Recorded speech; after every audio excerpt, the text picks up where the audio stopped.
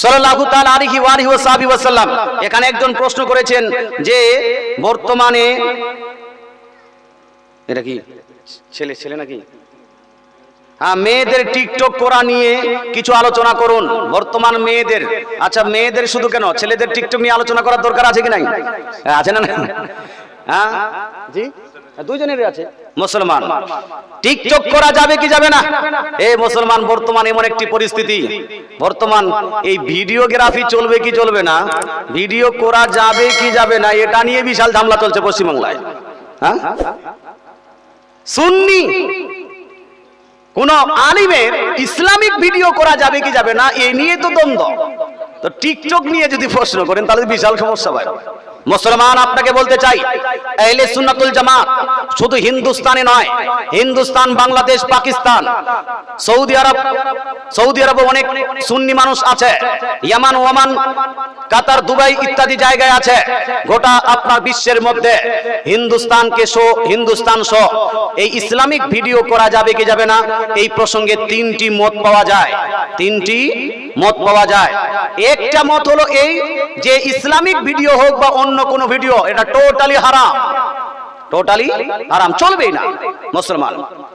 দ্বিতীয় মতটা হলো যে প্রয়োজনের খাতিরে, যেভাবে আধার কার্ডের জন্য ছবি, ভোটার কার্ডের জন্য ছবি, এই জন্য প্রয়োজন যদি হয় যে আপনি ভিডিও না করলে, ইসলামিক আলোচনা না করলে, ইউটিউব ফেসবুকে না দিলে ওই ওয়াহাবিদের বা অন্যান্যদের আলোচনা শুনে মানুষের আকীদা গড়বড় হয়ে যাবে, এই আপনার ওদেরকে খণ্ডন করার জন্য, নিজের ইসলামিক আলোচনাকে মানুষের কাছে পেশ করার জন্য প্রয়োজনের খাতিরে ভিডিও করা জায়েজ আছে।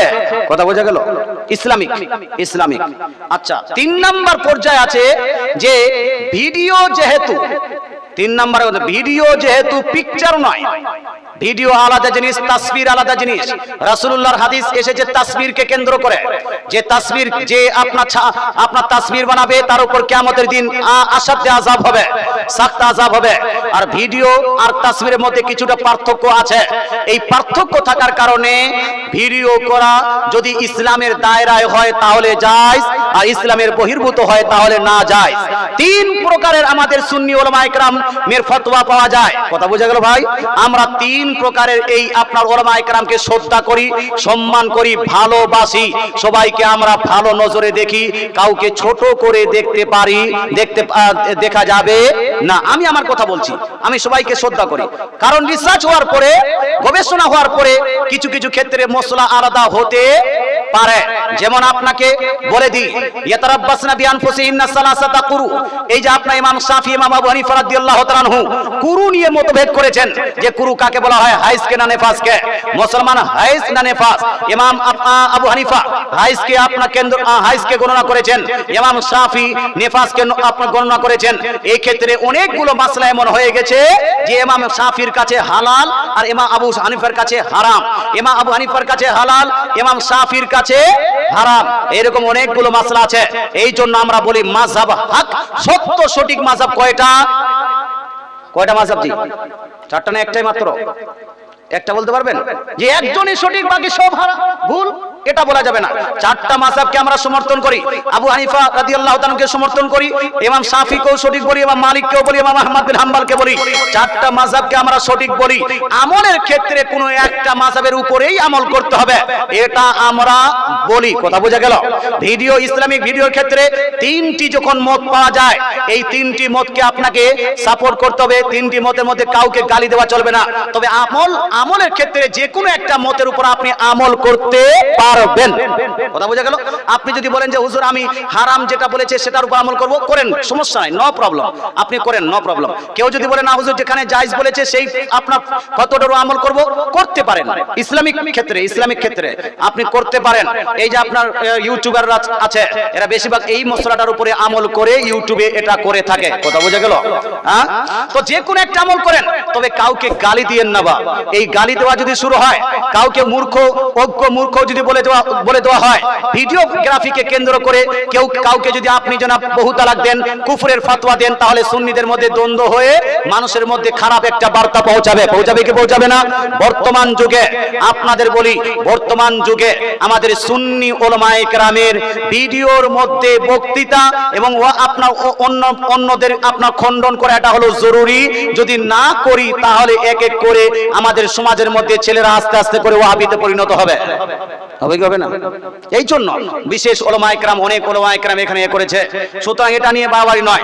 তবে উলামায়ে কেরাম কোন আলিম আজ পর্যন্ত কোন মুফতি, কোন মুহাক্কিক আলিম বলেনি যে টিকটকের মতো নাচ গান করা ভিডিও করা যায়। এটা কি কেউ বলেছে? হ্যাঁ, ইসলামিক ভিডিও নিয়ে দ্বন্দ্ব তো হয়েছে, কিন্তু নাচ গান যদি করার জন্য কেউ ভিডিও করতে চায়, টিকটক যদি করে, আপনার টিকটক করার জন্য যদি কেউ ভিডিও করে, গান চালু করে দিয়েছে, গানের সঙ্গে যা তাল মিলিয়ে যে নাচ গান করছে, এটাকে কেউ জায়েজ বলবে না। এটা সবারই সম্মতিক্রমে এটা হলো হারাম, হারাম, হারাম, চলবে না। এটা ছেলের ক্ষেত্রে যদি হারাম হয়, তাহলে মেয়েদের ক্ষেত্রে হালাল হবে না হারাম? এজন্য হালাল না হারাম? যদি কোনো মহিলা, গ্রামের কোনো মেয়ে টিকটক করে, মাথা ওপেন করে নাচ গান করে টিকটক করে, গ্রামের শিক্ষিত মানুষের দায়িত্ব, গ্রামের মুখিয়া মডেলের দায়িত্ব হলো সেই বাড়িটাকে বাইকাট করা। সেই বাড়িকে কি করা? বাইকাট করা। প্রথমে ওয়ার্নিং দিবে, তোমার মেয়ে এই কাজ করছে, ওটাকে বন্ধ করো, নালে সমাজ কলুষিত হবে, সমাজ খারাপ হবে। তোমার মেয়েকে দেখে আমার মেয়েও শুরু করতে পারে, তোমার মেয়েকে দেখে অমুকের মেয়েরাও শুরু করতে পারে, সমাজ আস্তে আস্তে আস্তে আস্তে করে খারাপের পথে যেতে পারে। এই জন্য আপনি ওয়ার্নিং দিবেন। ওয়ার্নিং দেওয়ার পরেও সে যদি নিজের মেয়েকে কন্ট্রোল না করতে পারে, এই রকম নাজায়েজ হারাম করনেওয়ালাকে বাইকাটও করা উচিত। কথা বোঝা গেল? তাহলে সমাজ থেকে কলকাতা হবে। মুসলমান আপনাকে বলতে চাই, মেয়েরা কোনো প্রকার টিকটক করবে না, ছেলেরা কোন রকম গান বাজনা করবে না। বরং টিকটক যদি করতে চায়, কোরআনের আপনার আয়াত তেলাওয়াত করে, হাদিস তেলাওয়াত করে, সুন্দর ইসলামিক আপনার নাত পড়ে, ইসলামিক বার্তা দিয়ে যদি টিকটক করতে চায়, ছোট ছোট টিকটক মানে কি? টিকটক মানে ছোট, ওই যে আপনার 15 সেকেন্ডের বা 30 সেকেন্ডের বা 45 সেকেন্ডের কিছু আপনার এটা যদি আপনার ইসলামিক তোরপার করতে পারে, তো এটা হয়ে যাবে এই যে ভিডিওগ্রাফি কথা বললাম, এটার মধ্যে পড়ে যাবে। এই ক্ষেত্রে আপনি করতে পারেন। কথা বুঝা গেল? কিন্তু নাচ গান চলবে না। আল্লাহ তাআলা আমাদের বুঝার এবং আমল করার তৌফিক দান করুক, বলেন আমিন। এই জোরে বলেন আমিন।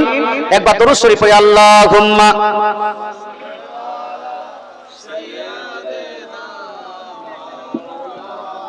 মোবাইলটা কোথায় রাখলাম?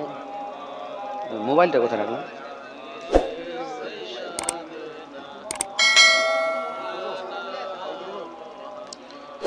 সাল্লু আলা মুহাম্মাদিন। না আরেকটা আছে।